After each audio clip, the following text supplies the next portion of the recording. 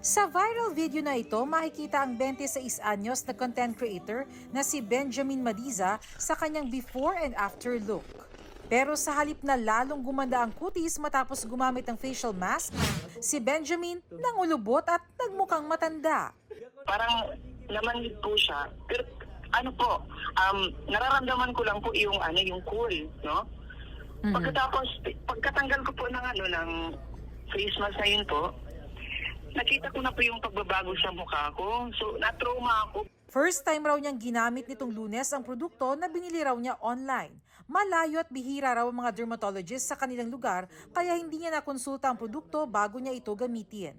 Sanay rin daw siyang gumamit ng mga beauty care product pero ngayon lang daw ito nangyari sa kanya. Natakot po ako sa mukha ko, tumanda, kumulubot bilang content creator. Magiging informative po yun para sa lahat na kailangan yung mga may skin, sensitive po, maka-aware po sa mga produkto na dyan. Sabi ng isang dermatologist, maaari nagka-allergic reaction ng balat ni Benjamin sa produkto.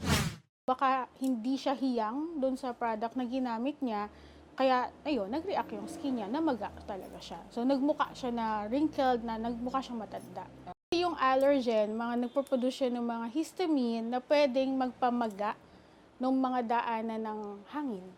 So dahil pag namaga siya, may hirapan tayong huminga. Yun yung tinatawag nila na stage 4 na or anaphylactic shock.